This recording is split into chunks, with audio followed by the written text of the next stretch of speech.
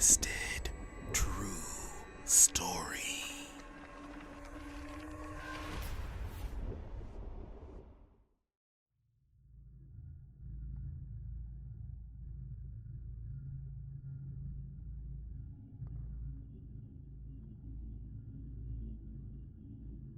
This happened exactly 10 years ago today, when I was really fed up with living with my parents and was ready to venture out on my own.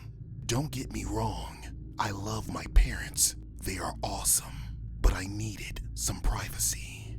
The problem was being able to afford the high price rent in New York City. And anyone familiar with the cost of living in the city knows exactly how expensive it can be. Most decent apartments usually start out at least $1,800 per month. Being the introvert that I am, I found it hard to find a roommate. So one day, I came across a flyer that had been posted on one of those boards that's usually located in the entryway of grocery stores. It was a 2-bedroom, 1-bath, and it was located in a decent area. $2,200 was the price for rent per month. As I said earlier, I knew there was no way in hell I would be able to pay $2,200 per month all by myself, at least not with the shitty job that I had working at the local pizza joint. As soon as I was about to walk away, I heard a voice behind me saying that the prices for rent in the city were outrageous. I agreed with him, and we chuckled and shared a laugh or two and introduced ourselves. He was around the same age as me. Dark hair, blue eyes, glasses, and a bit on the nerdy side. And there was something very familiar about his eyes.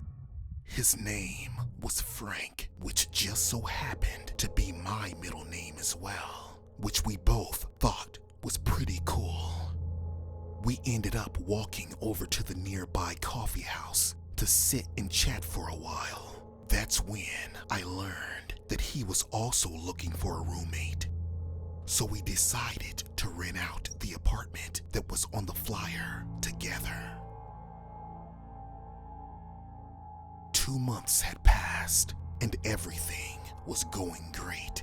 In fact, we had bonded like brothers, sharing secrets and confiding in one another.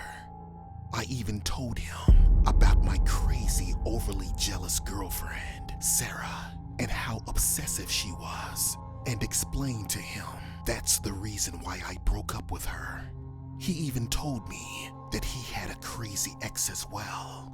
Nothing could have been more perfect. We were becoming best friends. 2 weeks later, I met this really cool and beautiful girl named Maria, who was perfect for me. Frank was out of town visiting family one night and would be gone all weekend. So I decided to have Maria over since I had the place all to myself. So we made plans to have a romantic weekend together. Later that night, I got a call from Frank asking how I was doing and telling me how bored he was at his cousin's. I told him that my new girlfriend Maria was spending the weekend with me. That's when he started to act weird, saying stuff like, "Will she be sleeping with you in your bed? Don't be naked in front of her." And he even went so far as to telling me not to have sex with her. So I told him that I didn't need him in my business telling me what to do, as if he was my dad. Things got heated, so I hung up the phone on him. At 3 o'clock in the morning, I was awakened by a loud scream. When I looked next to me, I noticed that Maria was not next to me. I figured she must have just went to the bathroom, so I called out to her, but there was no answer. Then I heard a loud scream again, but this time it was a painful scream. So I ran outside to inspect the disturbance, but I didn't see anything out of the ordinary. At first, I was gonna call the cops, but decided to go looking for her instead. So I put on my shoes, grabbed my jacket and flashlight, and left the apartment in search for Maria. An hour had passed and still no sign of my girl. So I decided to head back and call the police. But when I got back inside of my apartment, I noticed a large puddle of blood coming from underneath the closet door. My heart began to pound in my chest, causing me to go in full panic mode. I kid you not, I was so afraid to even look in that closet, but I had to, just to make sure it was not Maria. As I walked slowly to the closet, the floor creaking beneath me, I reached out my hand toward the doorknob, grabbing it nervously, but still hesitant to turn it. I convinced myself on the count of 3 that I would take a deep breath and open it quickly. 1, 2, and before I got to 3, I heard a voice behind me saying, "I wouldn't open that door if I were you. It's pretty gross in there," said Frank. I asked him what the hell was he doing back, but he just smiled at me in a creepy and scary way. So then I asked him who was in the closet. He said, "I think you already know, don't you?" Tears began to flood my eyes, not knowing for certain what lurked behind that closet door. So I muzzled up enough bravery and just turned the knob and began to slowly open the door. And that's when the most gruesome and disturbing scene appeared before me. Oh my God, it was Maria with her head decapitated. Her insides ripped out and there was blood everywhere.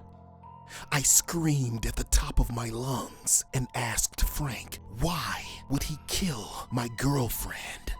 She did nothing to hurt him. Then he reached into his jacket and pulled out a photo of me and my ex-girlfriend, Sarah. I was bewildered, wondering why he had a picture of us and showing it to me. And what he said next caused my skin to crawl. Because I am Sarah. Hi, honey. You like my sex change operation? I was beside myself. What the fuck? I yelled. Then he pulled out a gun and started to walk toward me. But he slipped and fell in Maria's blood, hitting his head and knocking himself unconscious, which gave me the opportunity to run for dear life. After 10 minutes of running, I finally made it to the gas station up the street where I called the cops. And that was the end to my roommate from hell nightmare. So whatever you do, please, I implore you, be careful who you choose to be your roommate.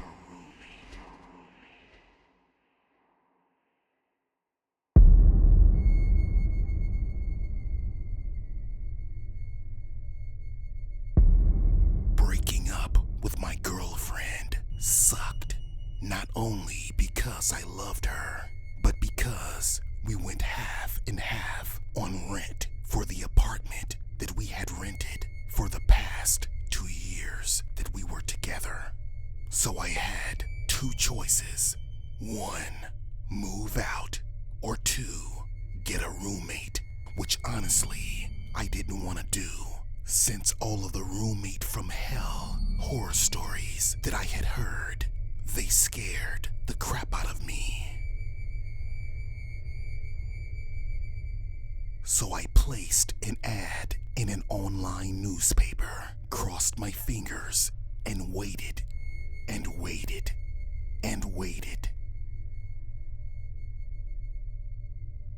A week went by, and I hadn't got any responses, and was just about to give up and move back in to my parents' house, which I really didn't want to do. But then I saw that I had a message. And to my surprise and delight, I had someone interested. His name was Charlie. So we agreed to meet up at the diner up the street, just to be on the safe side. I wanted to get to know this person first before I invited him over.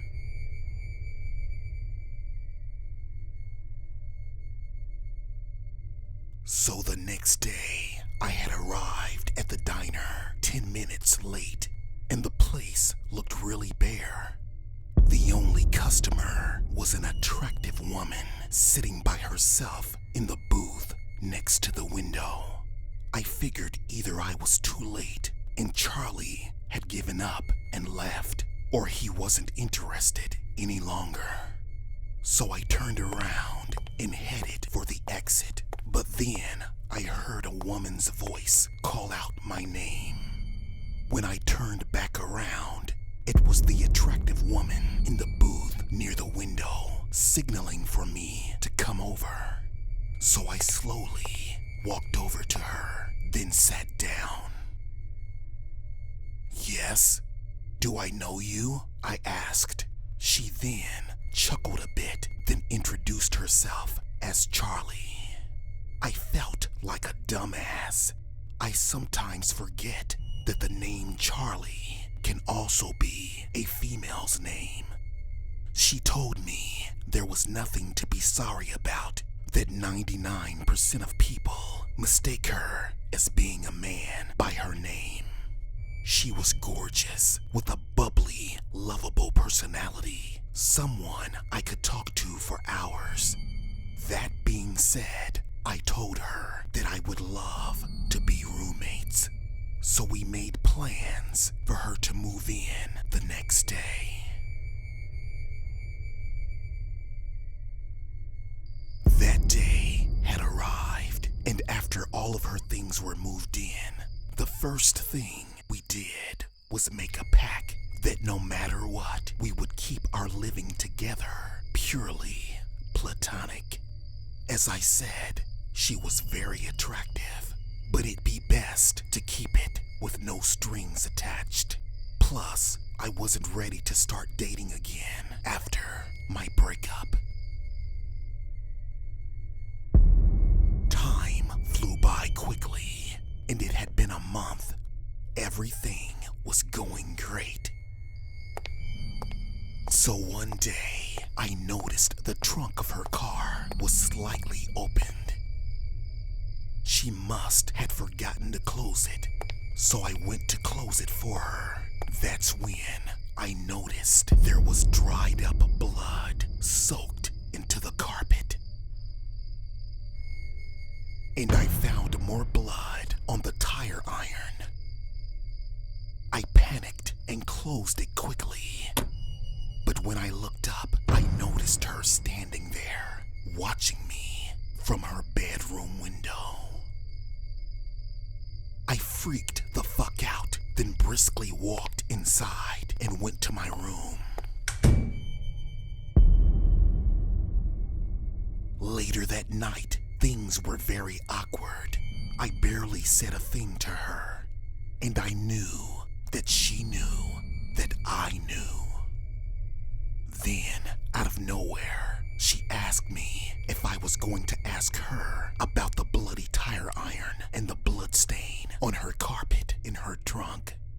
So I muzzled enough courage and said yes. Who did you kill? She was quiet for a second or two. Then, out of nowhere, she began to laugh loudly. She told me that she had killed no one, and that she accidentally hit a deer and had to beat it to death with the tire iron to put it out of its misery. And that's where the blood came from.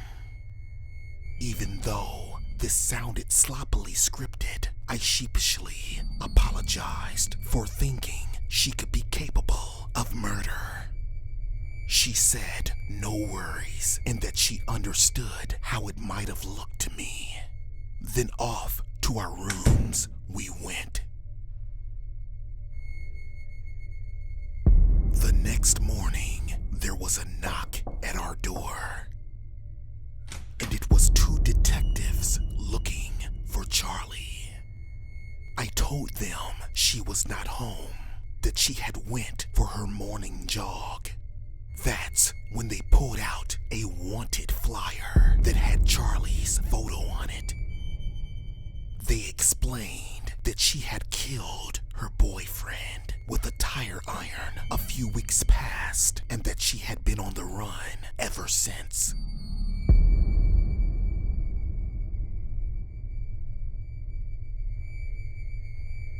There she is, said one of the detectives.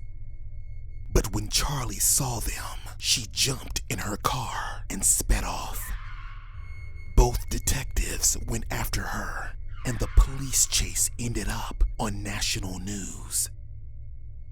I couldn't believe what was happening. Later that night, I found out that there was a standoff, and they had to open fire. Charlie was dead. That was the last time I roommated ever again.